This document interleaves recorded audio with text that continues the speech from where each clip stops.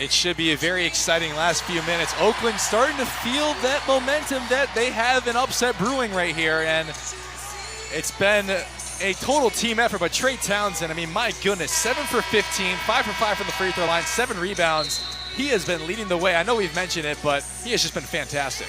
And if you're Illinois, avoid the mismatch, 1, and 2, the rebounds. You have to be able to contend against sending 3-4 guys up. We've harped on it so much, but they haven't made the adjustment. So Illinois, who do you bring on? You have Guerrier, Danger, and Hawkins, all 3 of your big men on the floor right now for Illinois. That in turn allows Hawkins to be in his prime spot on the outside, and you can put Guerrier and Danger inside. So all 3 of the big men in for Illinois right now, along with Shannon and Rogers.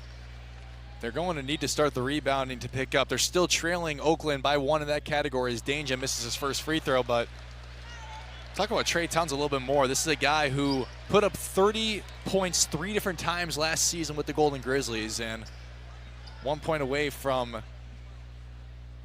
hitting 20 on the night as Danger goes 0 for 2. And Guerrier keeps it alive for a second, but gets picked up by the Golden Grizzlies. And who else? Trey Townsend. We talk about the 2 Fs that impact close games late, free throws and foul trouble in so many games. Illinois only 6 of 14 from the line. And Danger 0 for 3 as well to that point. Lampman thought about a step back 3, gets it into the hot hand. Townsend's going to work on Guerrier, rejected by Guerrier. Again, that's how you do it if you're Illinois. You put a bigger body on him. Guerrier was steadfast and firm, didn't bite on the fake right there. Danger inside. Conway's going to be called for the foul. Bump down low. 4th team foul on the Golden Grizzlies. And the 3rd on Conway. Haven't really seen the foul trouble problem start to mount. A lot of players with 2 for both teams, but Conway now with 3, something to subtly keep your eye on with 9 minutes left. He played 14 minutes and fouled out against the Buckeyes Monday night, and he's already up to 21 minutes on this game. Much bigger contribution tonight from Chris Conway. Danger goes right back inside and calling for it. Mismatch down low. Danger does take advantage, and Illinois retakes the lead. Just found the hole inside the hybrid zone right there. Individual plays, Illinois is managing to do it. Another lead change, make that the 11th of this game. Oakland has been leading for most of it, in fact. Isaiah Jones, Chris Conway, Trey Townsend, and Blake Lampman. Back to Townsend inside. Over to the corner, and Isaiah Jones short. And Gary has the rebound. That was a beautiful play design. Again, a couple of double screen action on the near side. You shade everybody to that near side. You leave a guy open on the far side. Just couldn't cash in. Hawkins, left elbow, covered by Isaiah Jones closely. Hawkins will take Isaiah Jones. Trying to get physical. Fade away, way short. Ty Rogers with the rebound, puts it in himself. Great work down low by the 6'6" point guard. And finally, someone else who is not a power forward or center gets inside and grabs the rebound for Illinois. Rogers doing it again by moving on the baseline. Finally, you get some help rebounding the ball from the guards if you're Illinois. 6-0 run for the Illini as they look to stop Oakland here. Golke step back 3. Count it!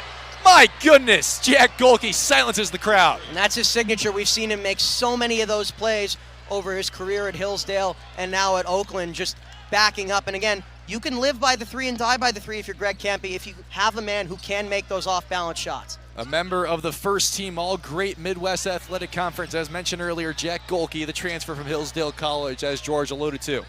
Shannon is open for 3. He answers. He hits his first of the game.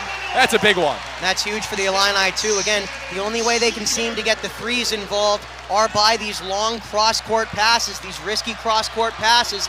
Credit to the defense of Oakland, but Illinois just taking that risk and responding. Shannon Jr., the first Illini player to be in double figures, or the second rather, next to Dane Danger.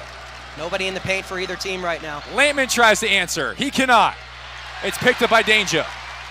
And Illinois starting to crowd the paint. Credit to Guerrier and Danger right there for establishing that rebound. And 2, Greg Kampe feared the transition play. He sent all his guys back. Coleman Hawkins inside to Danger. Working on Chris Conway. Left hand, short. Picked up by Shannon. Inside to Guerrier. 2 points for Illinois. That was a great tip right there by Guerrier. He knew he was outnumbered, so you have to throw it back to the outside. Shannon has the vision to recognize it, and you cash it back in the other way. This place is getting loud. The Illini are up by 5 with 6 minutes to play. Ty Rodgers covering Blake Lampman. Watch the three from Golke here. Yep, it's a set, but Shannon stays right with him. Great defense by Terrence Shannon Jr. Lampman's working on Ty Rodgers. He's going to try it, decides to pull back. Conway thought about it. Lampman covered heavily by Ty Rodgers. Great defense, shot clock violation, and this place is rocking. And Illinois was all over Oakland right there on that series. It started with Shannon defending, and then you go in, you force Chris Conway to the outside. Great defense right there by Guerrier and Danger to force the big man out, and from there, Oakland's out of sorts, and it showed with that last-minute heat.